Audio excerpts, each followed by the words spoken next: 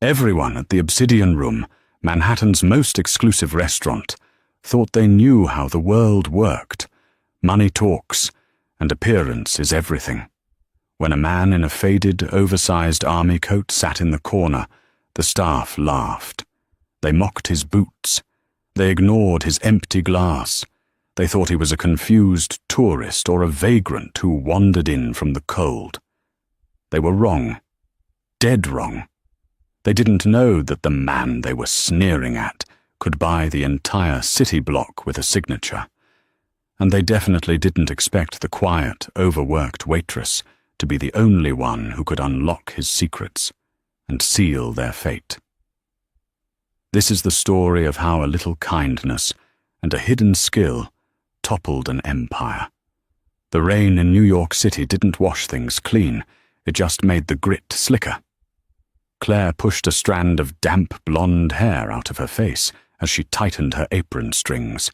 She was standing in the service alley of the Obsidian Room, taking a deep breath before stepping onto the floor.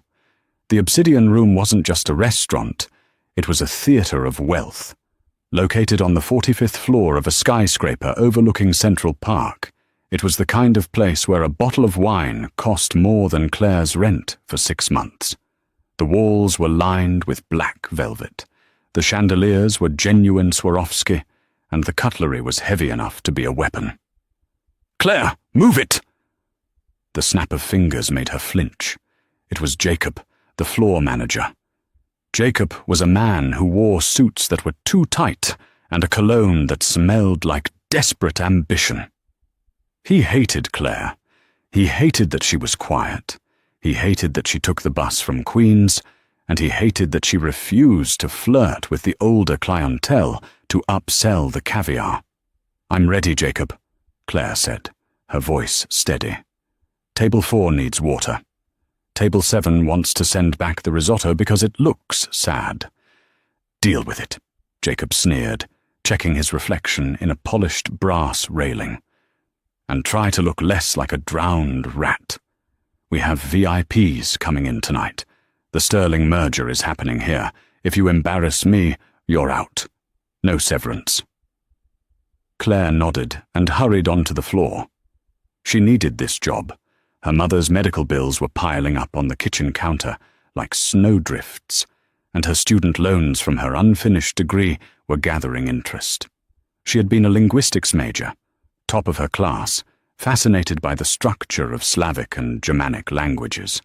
She had dreamed of being a translator for the UN. But dreams don't pay for dialysis. So, she dropped out, and now she translated the grunts of hungry billionaires into orders for Wagyu beef. The dinner rush was brutal. The restaurant was filled with the usual suspects: hedge fund managers shouting into phones, socialites picking at salads, and tourists who looked terrified of the prices. Claire moved like a ghost, refilling glasses and clearing plates. She was invisible. That was the rule of high-end service. Be present, but absent. Around 8 p.m., the atmosphere shifted. The heavy oak doors at the entrance swung open, but instead of the expected entourage of the Sterling Group, the massive private equity firm expected to buy out a tech giant tonight, a single figure walked in. He was a jarring sight against the gold and black decor. He was a large man, broad-shouldered, wearing a thick, charcoal grey wool coat that looked decades old. It was frayed at the cuffs. His boots were heavy leather, scuffed and wet from the rain. He had a thick beard, peppered with grey, and eyes that looked like chipped ice. He didn't wait to be seated. He walked with a heavy, deliberate gait toward a small, secluded table near the back window, the worst table in the house, usually reserved for solo diners or people the staff wanted to hide. Jacob spotted him immediately. His face twisted into a mask of disgust. "Oh, for heaven's sake," Jacob hissed to Jessica, the head hostess. "How did security let him up? He looks like a dock worker." I don't know," Jessica stammered. "He just walked past the lift guard." "Get him out," Jacob ordered. The Sterling party is arriving in 20 minutes. I don't want that thing ruining the aesthetic." Claire watched from the service station. She saw something Jacob didn't. The man wasn't slouching. He sat with a rigid military posture. He wasn't looking around in awe of the luxury. He was scanning the room with bored indifference. He looked tired, yes, but not lost. "I'll handle it," Jacob muttered, adjusting his tie. He marched over to the table where the man had just taken a seat. Claire moved closer, pretending to polish a stack of menus, her heart thumping. She hated confrontation, but she couldn't look away. Jacob stopped at the edge of the table, not bothering to offer a menu. He crossed his arms. "Sir," Jacob said, his voice dripping with faux politeness that was sharper than a knife, "I believe you are in the wrong establishment. The diner is 3 blocks down on 6th Avenue. The large man didn't look up. He was staring out the window at the rain-lashed city lights. He slowly unbuttoned his heavy coat, revealing a simple black turtleneck underneath. No watch. No jewelry. "I stay here," the man said. His voice was deep, gravelly, and heavily accented. It was a thick, unmistakable Russian growl. Jacob rolled his eyes. "Look, pal, this is a reservation-only establishment, and we have a dress code, strict jacket required. You are not meeting the standards." The man finally turned his head, his eyes locked onto Jacob's. For a second, Jacob flinched. There was a terrifying stillness in the stranger's gaze. It wasn't anger. It was the look a lion gives a buzzing fly. "I want tea," the man said. "Black.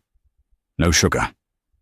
"We don't serve just tea," Jacob snapped, his patience evaporating.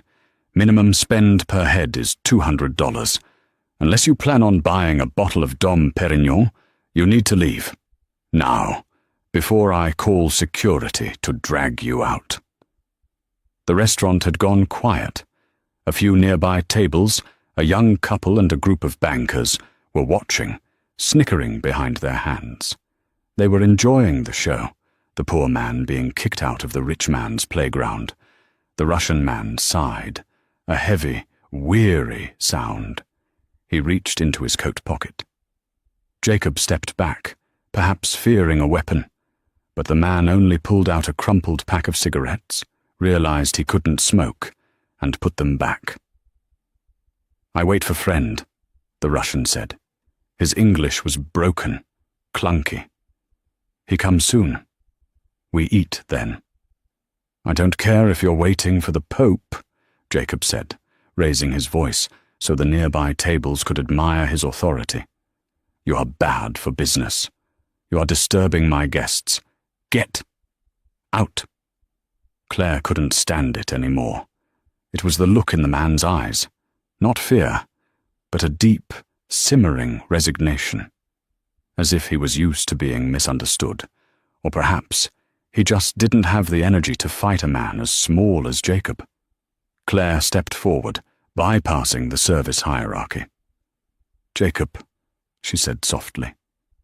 Jacob whipped around. "What do you want, Claire? Can't you see I'm taking out the trash?" "I'll take the table," Claire said quietly. "He's not bothering anyone. He's in the corner. If the Sterling party comes, they won't even see him." "He's taking up a seat," Jacob hissed. "I'll make sure he spends the minimum," Claire lied. "Please.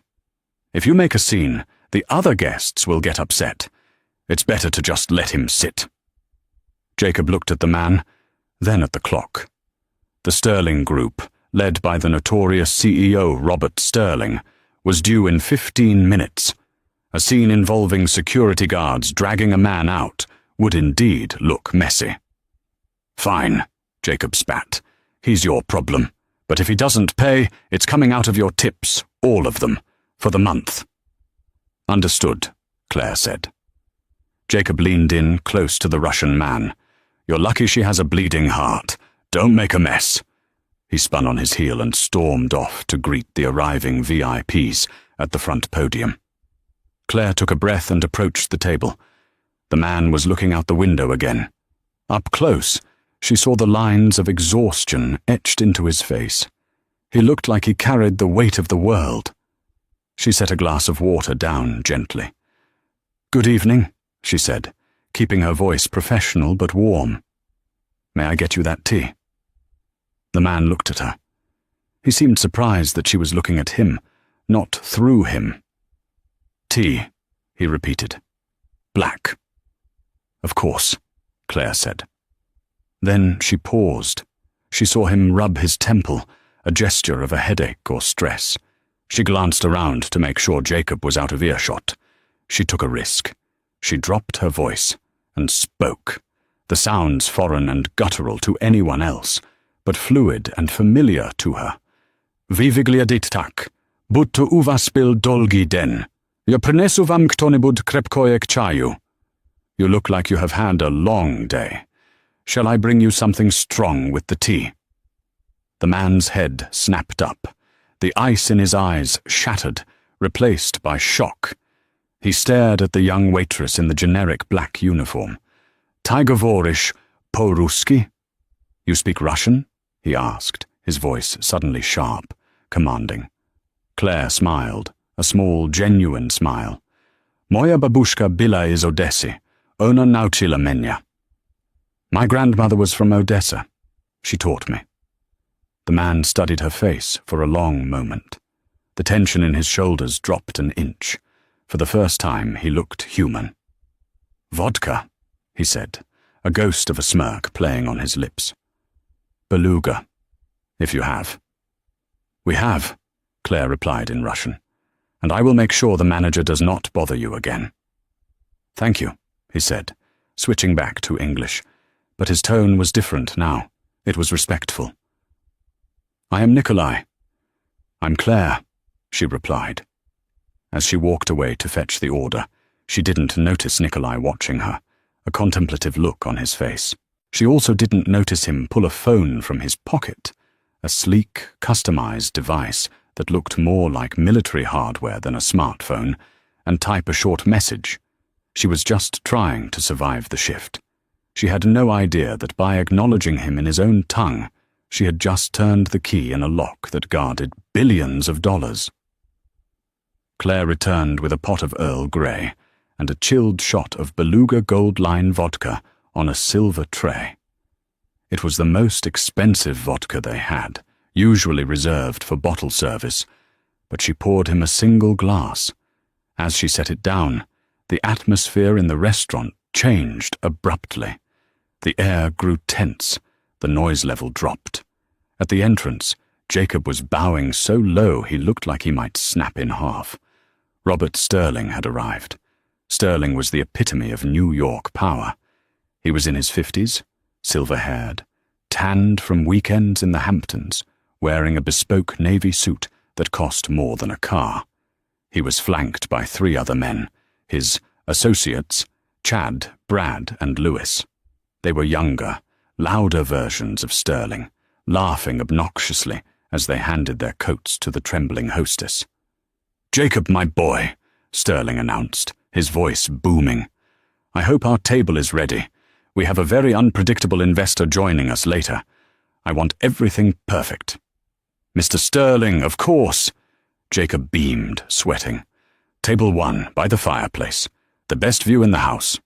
We have the 82 Latour breathing for you right now." "Excellent," Sterling said. He strode into the dining room, owning the space. As the group passed the secluded corner where Nikolai sat, Chad, the youngest and most arrogant of the group, stopped. He nudged Brad. "Whoa, look at that!" Chad laughed loudly, pointing openly at Nikolai. "Did they start letting the janitors eat in the dining room?" Nikolai didn't flinch. He slowly sipped his tea, his back to them. Sterling glanced over, wrinkling his nose. "Jacob, what is that?" Jacob rushed over, his face pale. "I apologize, Mr. Sterling. A booking error. A tourist. He's leaving shortly. I didn't want to cause a scene before your arrival." "Well, keep him away from us," Sterling muttered. We're meeting the chaotic, silent partner regarding the acquisition of the Petro-Valkov refineries.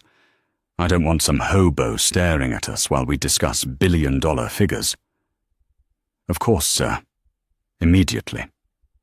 They sat at the prime table, loud and boisterous. Claire was assigned to their section because she was the most efficient, though Jacob warned her, "Don't speak unless spoken to. These men are important." Claire approached the Sterling table to pour water. "Hey, sweetheart," Chad said, leering at her without looking at her face. "Bring us the seafood tower, and keep the scotch coming. The good stuff." "Yes, sir," Claire said. "And hey," Chad grabbed her wrist as she turned. "Who is the bum in the corner? Seriously. Does he smell?" Claire pulled her wrist back firmly. "That is a guest, sir." "A guest?" Chad laughed, looking at the table. "He looks like he's about to ask me for change." "Focus, Chad," Sterling snapped. "The Russian investor, Mr. Volkov, is notoriously difficult. Nobody knows what he looks like. He sends proxies, usually. But the email said he might make an appearance tonight to sign the final deed. We need to be sharp." "Russians," Brad scoffed. "Probably wearing a tracksuit and gold chains, right?" "Who cares what he wears?" Sterling said, lowering his voice. "We're going to fleece him. The valuation papers we prepared? They omit the environmental liabilities in the Siberia plant. By the time he translates the fine print, we'll own the controlling stake and he'll be stuck with the cleanup costs." Claire froze while pouring the wine. They were openly discussing fraud. "Careful with the pour, honey," Sterling snapped at her. "You're listening too hard. This is grown-up talk." Claire finished pouring and stepped back, her stomach churning. She glanced over at Nikolai in the corner. He was sipping his vodka, his eyes closed, listening. But he was too far away to hear them, wasn't he? Claire went back to Nikolai's table to refill his teapot. "Is everything all right?" she asked in Russian, her voice low. "Those men, they are very loud." Nikolai opened his eyes. They were sharp, intelligent. "Men who speak loud usually have nothing to say," Nikolai replied in Russian. "Tell me, Claire, what are they drinking?" "Chateau Latour, 1982, she replied. "Good wine," Nikolai nodded. "Wasted on swine." He reached into his coat pocket and pulled out a heavy, black titanium credit card. It had no numbers on it, just a small gold chip and a signature. "Claire," he said, switching to English. "I want to buy a bottle, the same one they're drinking." Claire blinked. "Sir, that bottle it's $5,000.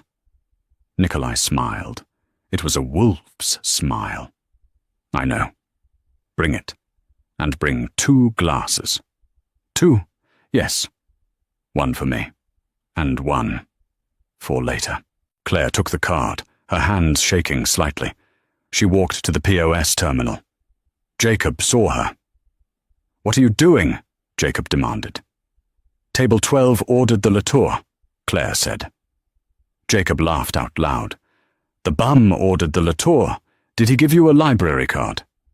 "He gave me this." Claire held up the black titanium card. Jacob stopped laughing. He snatched the card.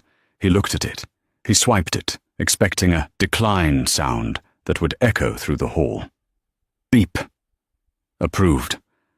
The machine spat out a receipt. Jacob stared at it. It cleared, Jacob whispered. He looked at the card again. "Wait, there's no name on the front. Just a symbol." "Can I take the wine, Jacob?" Claire asked. Jacob handed the card back, looking dazed. "Fine. Take it."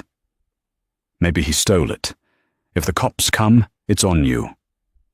Claire brought the vintage wine to Nikolai. He nodded his thanks. He didn't drink it immediately. He just let it breathe, sitting there like a statue, watching the loud table of men who were planning to rob a Russian blind, totally unaware that the predator was already in the room. The clock struck 8:30 p.m. The rain outside had turned into a deluge, hammering against the reinforced glass of the skyscraper. Inside, the tension at table 1 was reaching a boiling point. Robert Sterling checked his Patek Philippe watch for the 10th time. "Where the hell is he?" he barked. "Volkov's assistant said 8:30 sharp. I don't wait for people. People wait for me." "Maybe he got held up at the airport?" Chad suggested, loosening his tie. He was already 3 glasses of wine deep, and his face was flushing a blotchy red. "He's Russian," Brad sneered. "Probably got distracted by a bottle of vodka." Claire approached the table to clear the appetizer plates. She tried to be invisible, but in a mood like this, invisibility was impossible.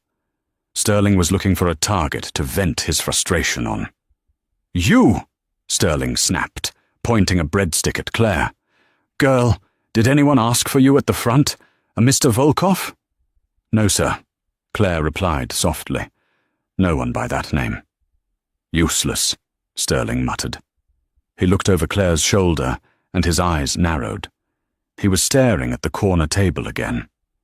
Nikolai was pouring himself a second glass of the Chateau Latour. The bottle sat prominently on his table, the label catching the dim light. "Is that—" Sterling squinted. "Is that my wine?" Chad whipped around. "Hey, that bum is drinking the 82 Latour. Jacob said we got the last bottle from the cellar." Sterling's face went purple. It wasn't about the wine. It was about the hierarchy. A man in a frayed coat was drinking a vintage that Sterling had to be put on a waiting list to access. It was an insult to the natural order of his world. "Jacob!" Sterling roared. Jacob materialized instantly, looking like a deer in headlights. "Yes, Mr. Sterling?" "Why is that vagrant drinking my vintage?" Sterling demanded, his voice carrying across the restaurant. Other diners stopped eating. "I specifically asked for 2 bottles. You said you only had 1. And now I see it on the table of a man who looks like he sleeps in a subway station." "Sir, Jacob stammered, looking at Claire with hatred. "He paid for it. His card. It cleared. I don't care if he paid with gold bullion." Sterling slammed his hand on the table. "It ruins my appetite. Go over there, take the bottle, and bring it here. Tell him I'm buying it off him. Give him $100 for his trouble. He'll probably be grateful for the cash." Jacob hesitated. "Sir, I can't just take a guest's wine." "Do it, or I buy this building and fire you tomorrow," Sterling threatened calmly. Jacob swallowed hard. He turned to Claire. You served him. You go get it." Claire's eyes widened. "Jacob, I can't. That's theft." "It's hospitality management," Jacob hissed. "Go ask him to relinquish the bottle for the VIPs. Offer him a complimentary dessert. Just get the wine off his table." Claire felt sick. She looked at Nikolai. He was watching the scene unfold with that same detached, icy interest. He knew exactly what was happening. Slowly Claire walked over to Nikolai's table. Her hands were trembling. "Sir," she whispered, I am so sorry." Nikolai looked up at her. His expression softened when he looked at her, contrasting sharply with the glare he had for the room. "They sent you to do their dirty work?" he asked in Russian. "Yes," Claire replied in Russian, tears pricking her eyes. "They want the wine. The man in the blue suit. He is very powerful. My manager is afraid." Nikolai picked up the bottle. It was still half full. He looked at it, then at Sterling. Sterling smirked, raising his glass in a mock toast, expecting the bum to surrender the prize. Nikolai poured the remaining contents of the $5,000 bottle into his water glass. Then he deliberately tipped the empty bottle over on the table. It rolled with a hollow thud. He looked at Claire. "Tell them the bottle is empty, but if they want the dregs, they can come lap it up from my glass like dogs." Claire gasped. She couldn't say that. She turned back to Jacob and Sterling.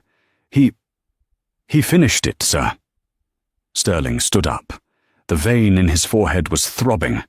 This was no longer about business. It was about dominance. "You're lying!" Sterling spat at Claire. He marched over to Nikolai's table, with Chad and Brad trailing behind like hyenas. Sterling loomed over the seated Nikolai. "Listen to me, you piece of filth. I don't know who you robbed to get that credit card, but you are in my breathing space. I am Robert Sterling. I own half this city, and I want you out." Nikolai slowly buttered a piece of bread. He didn't even blink. Chad, emboldened by his boss, stepped forward and kicked the leg of Nikolai's chair. "Hey, he's talking to you. Show some respect." That was the mistake. In a blur of motion, Nikolai's hand shot out. He didn't stand up. He simply grabbed Chad's wrist, the one wearing a flashy Rolex, and squeezed. Chad screamed. It was a high-pitched, embarrassing sound. Nikolai twisted the wrist slightly, forcing Chad to his knees. The restaurant went dead silent. "Let him go!" Sterling shouted, backing away in genuine fear. "Security! Call the police!" Nikolai released Chad, who scrambled back, cradling his arm. Nikolai wiped his hand on a napkin, as if he had touched something slimy. Then Nikolai stood up. He was massive. Seated, he looked big. Standing, he was a mountain. He towered over Sterling. He fixed his collar, buttoned his frayed coat, and looked down at the billionaire. "You wait for Volkov?" Nikolai said in heavily broken English, his voice booming like thunder in the quiet room. Sterling froze. "What? How do you know that name?" "I am Volkov," Nikolai said. The silence that followed was heavy enough to crush bones. Sterling blinked. He looked at the frayed coat, the boots, the beard. Then he looked at Jacob, then back at Nikolai. "You," Sterling laughed, a nervous, incredulous sound. "You are Nikolai Volkov, the CEO of Petrovalkov, the Iron Wolf of Siberia?" "Yes." "Bullshit," Sterling spat. "Volkov is a billionaire, a refined man. You look like a tractor mechanic. You're a fraud, a con artist who overheard us talking." Nikolai didn't argue. He simply reached into his pocket and pulled out the phone again. He pressed one button.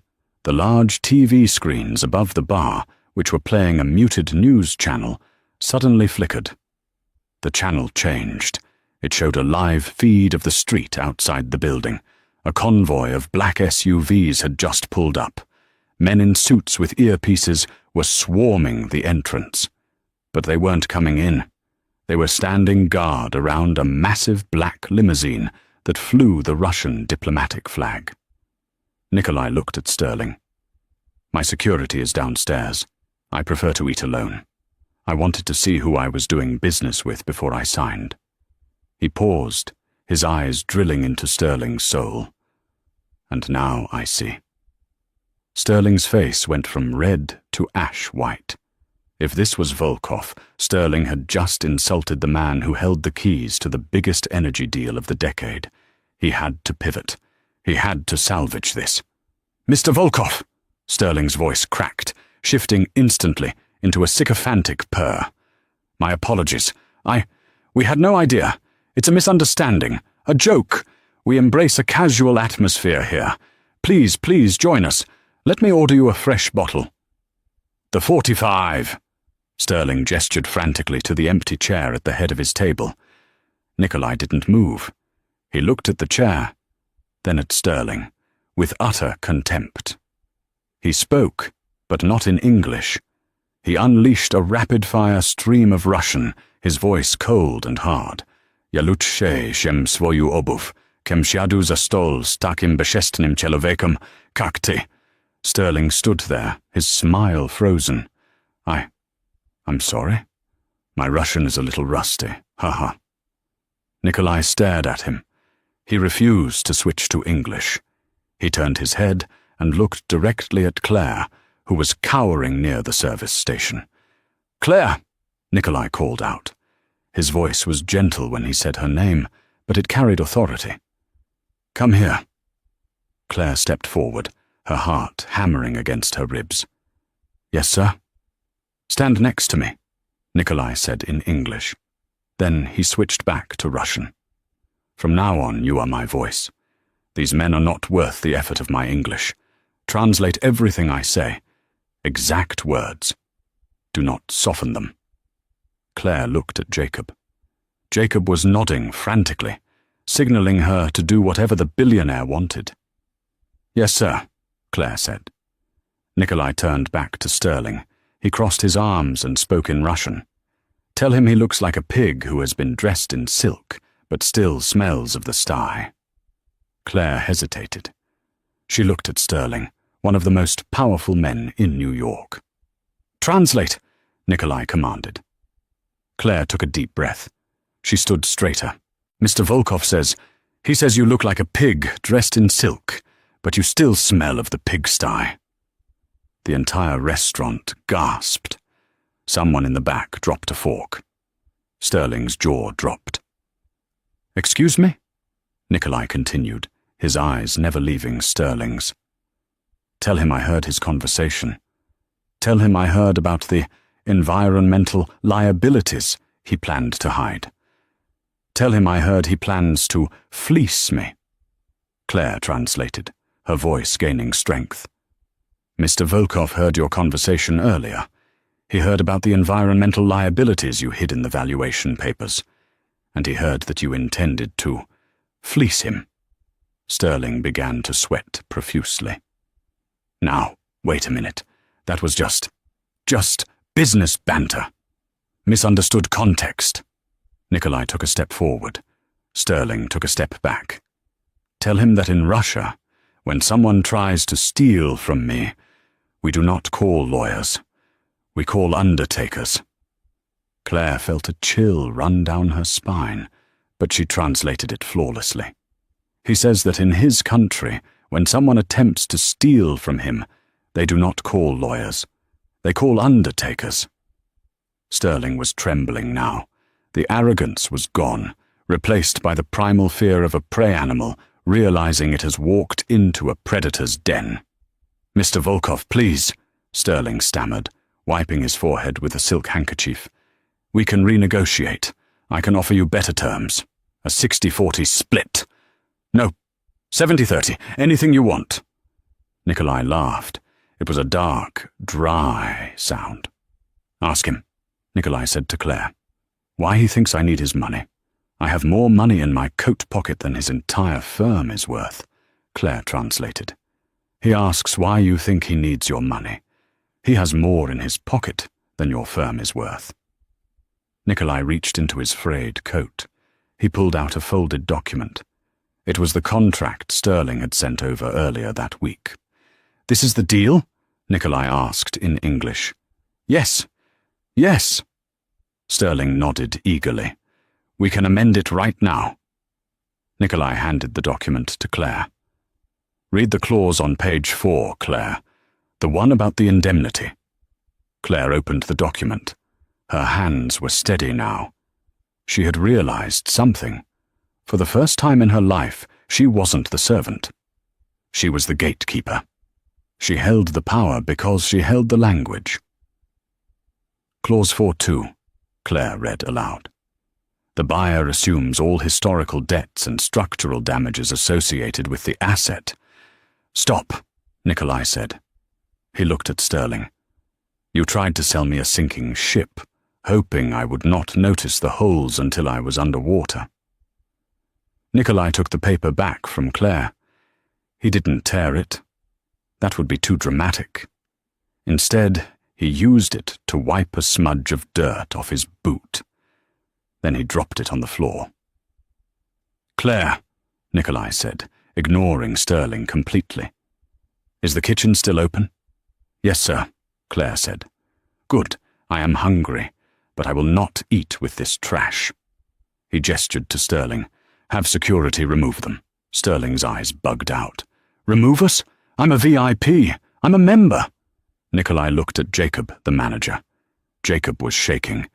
"Manager, Nikolai said in English. "You want to keep your job?" Yes, Mr. Volkov, more than anything," Jacob squeaked.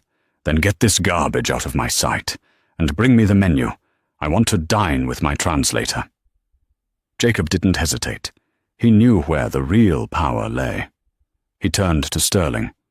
"Mr. Sterling, I'm afraid I'm going to have to ask you to leave." "You can't be serious!" Sterling screamed. "I'll sue you! I'll ruin you!"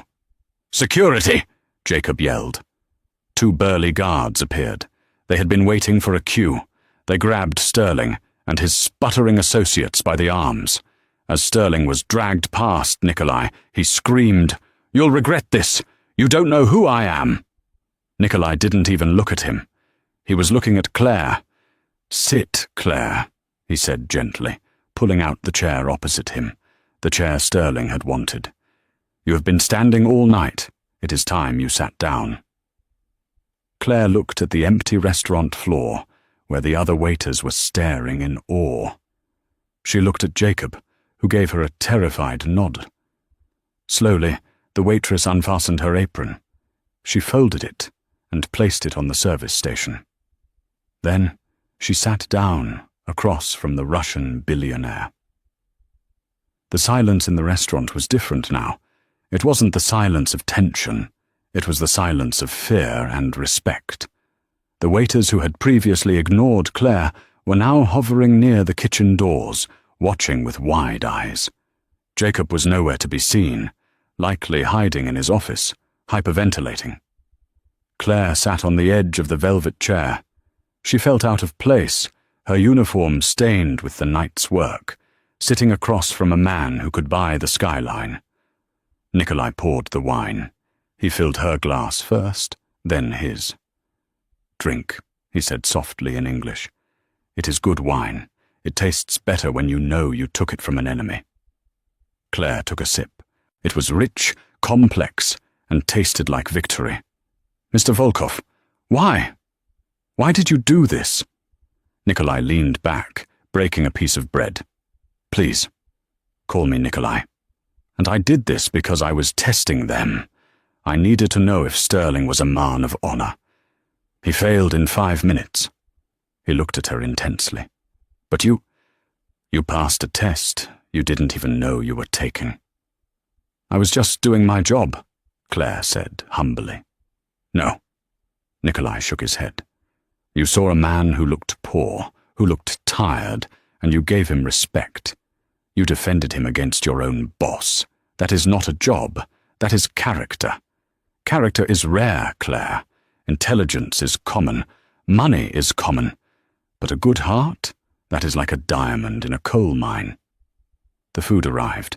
It wasn't the simple tea he had ordered before. The kitchen had sent out the chef's tasting menu: truffle risotto, seared scallops, Wagyu beef. The chef himself came out to place the plates down, trembling slightly. "Mr. Volkov," the chef stammered. "On the house. An honor to serve you." Nikolai just nodded. When the chef left, Nikolai looked at Claire. "Eat. You look too thin. They work you too hard here." As they ate, Nikolai asked her questions, not about the menu, but about her life. "Why do you speak my language?" he asked. "I studied linguistics," Claire admitted, her guard lowering as the wine warmed her. "I wanted to be a translator for the UN. I love how languages connect people. But life happened. Life. My mother got sick," Claire said, looking down at her plate. "Kidney failure. The insurance didn't cover everything. I had to drop out to pay the bills. This place? The tips are good, if you can swallow your pride." Nikolai listened. He didn't offer pity. He listened with the intensity of a general studying a map. "So you have a talent," Nikolai said. "A genius for language, and you are wasting it carrying plates for men like Sterling." "It pays the rent," Claire said defensively. "Does it?" Nikolai gestured to the window, to the city below. "I have a problem, Claire. I have a company that spans 12 time zones. I deal with Americans, Germans, Chinese. I have 1,000 lawyers and 100 advisers, but I have no one I can trust to tell me the truth." He leaned forward. "Everyone tells me what I want to hear because they are afraid of me, or they try to cheat me because they think I am just a rough Russian. I need a voice. I need someone who understands the words, but also the heart behind them. Someone who is not afraid to stand up to a bully." Claire stopped eating. Her heart began to pound again, harder than before. "What are you saying?" "I am saying," Nikolai wiped his mouth with the linen napkin, "that I am firing you from this restaurant." Claire's face fell. "What?" "You are fired," Nikolai repeated sternly, "because you are hired by me." The silence that settled over the obsidian room following Robert Sterling's forcible ejection was heavy, but it was no longer oppressive. It was the silence of a vacuum left after a storm. The air, previously thick with pretension and the clinking of silverware, now hummed with a terrified reverence. Every waiter, busboy, and hostess was paralyzed, their eyes glued to the corner table where the vagrant sat dining with the help. Claire sat on the edge of the velvet chair, her spine rigid. She felt like an imposter in her own life. Across from her, Nikolai Volkov cut into a piece of Wagyu beef with the precision of a surgeon. He ate with a calm, deliberate rhythm, completely unbothered by the spectacle he had just orchestrated. The chef himself had brought out the tasting menu, an apology on a plate. There were seared scallops floating in a saffron reduction, truffle-infused risotto that smelled like the earth after rain, and the beef, marbleized and glistening. Nikolai poured more of the 1982 Chateau Latour into Claire's glass. The dark red liquid swirled, catching the dim ambient light. "Drink," Nikolai commanded softly, his voice a low rumble that vibrated through the table. "You are shaking, Claire. The wine will steady you. It is good wine. It tastes better when you know you took it from the hand of an enemy." Claire reached for the glass, her fingers trembling. She took a sip. It was complex, earthy, and unlike anything she had ever tasted. It tasted like power. "Mr. Volkov," she began, her voice barely a whisper. "I don't understand. Why are you doing this? You could have ruined Sterling without me. You have security. You have billions. Why did you let me sit here?" Nikolai set his knife and fork down. He wiped his mouth with the linen napkin, his movements slow and methodical. He looked at her, and for the first time, Claire saw the immense weight behind his icy blue eyes. It wasn't just exhaustion. It was isolation. "Do you know how many people speak to me every day, Claire?" Nikolai asked. I assume many," she replied. "Hundreds," Nikolai corrected. "Lawyers, bankers, politicians, generals. They all speak to me.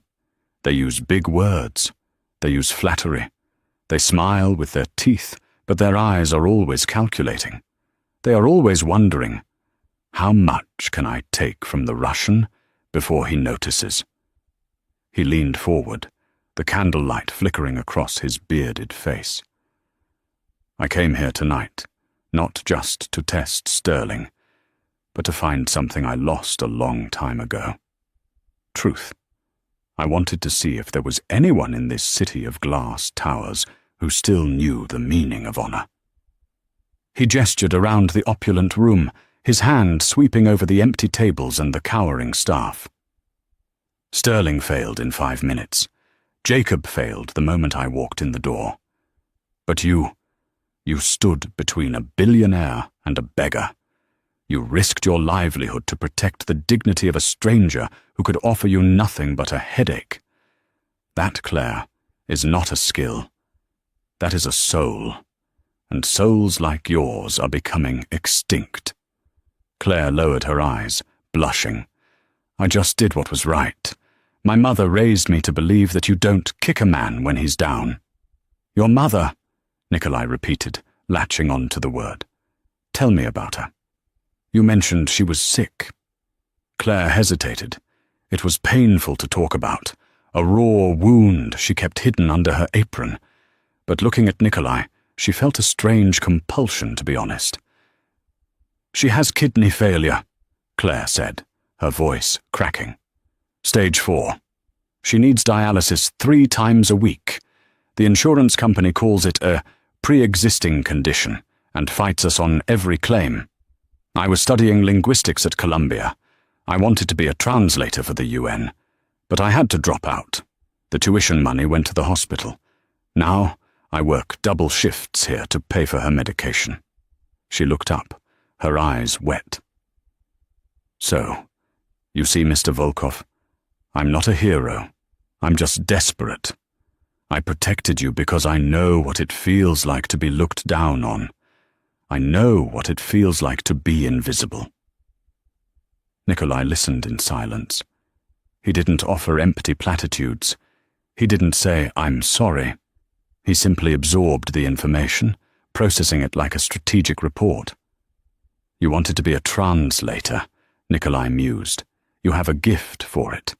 When you translated my insults to sterling, you didn't just repeat the words. You carried the intent. You captured the menace. Most translators are too polite. They soften the blow. You delivered the punch." He reached into the inner pocket of his frayed coat. For a second, Claire thought he was reaching for a weapon, but he pulled out a sleek, leather-bound checkbook and a heavy fountain pen. "I have a problem, Claire," Nikolai said, uncapping the pen. "My company, Volkov Industries, operates in 12 time zones. I deal with American oil barons, German engineers, and Chinese manufacturers. I have an army of translators, but I do not trust them. They are afraid of me. They tell me what they think I want to hear. They filter the world for me." He began to write.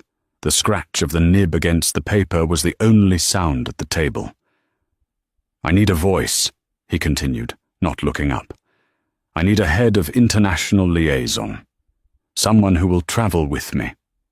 Someone who will sit in the boardroom and tell me, 'Nikolai, this man is lying to you,' or 'Nikolai, this contract is a trap.' I need someone who is not impressed by wealth, someone who is not afraid of bullies. I need you." Claire's breath hitched. "Me? But I didn't finish my degree. I'm a waitress. I don't know the first thing about the energy sector." "I can hire 100 experts to teach you about oil and gas," Nikolai said, ripping the check from the book with a crisp, tearing sound. "I cannot teach someone to have integrity. I cannot teach someone to be brave." He slid the check across the pristine white tablecloth. It stopped right next to her hand. "This is your hiring bonus," Nikolai said. "Consider it an advance on your first year's salary." Claire looked down. She expected a generous tip, maybe $1,000, maybe 5. She saw the number, and the world seemed to tilt on its axis. 250,000 tanuosu. She blinked, sure she was hallucinating. She looked again. It was real. $250,000. "This," Claire gasped, her hand flying to her mouth. "This is a mistake. You added too many zeros." "It is not a mistake," Nikolai said firmly. "That will cover your mother's medical bills for the foreseeable future. It will pay off your student loans, and it will buy you a new wardrobe, because where we are going, you will need something warmer than that apron. We fly to London tomorrow morning. Sterling lost the deal, so I must find a new partner in the North Sea." Tears spilled over Claire's cheeks, hot, fast, and uncontrollable. The crushing weight that had been sitting on her chest for 3 years, the fear of the mailbox, the fear of the ringing phone, the fear of losing her mother, suddenly evaporated. "I don't know what to say," she sobbed. "Say yes," Nikolai said, a small, genuine smile finally touching his lips, "and say you will quit this job immediately." "Yes," Claire whispered, laughing through her tears. "Yes, I accept." "Good," Nikolai said. "Now, dry your eyes. The vultures are returning." Nikolai nodded toward the kitchen doors. Jacob was emerging. The manager looked like a man walking to the gallows, but he was trying to salvage the situation with a desperate, oily charm. He carried a bottle of Dom Perignon and 2 crystal flutes on a silver tray. He approached the table, his smile trembling. "Mr. Volkov!" "Sir!" Jacob chimed, his voice cracking. "I see you and Claire have come to an understanding. I just wanted to bring out our finest champagne. On the house, of course, a toast to your visit, and perhaps we can forget the unpleasantness with Mr. Sterling." Jacob reached for the bottle to pour, but Nikolai's hand shot out and covered the glass. "Do not pour that," Nikolai said. His voice was no longer the warm rumble he had used with Claire. It was cold steel. Jacob froze. "Sir, I am not drinking with you," Nikolai said, staring up at the manager, "and I am not forgetting anything."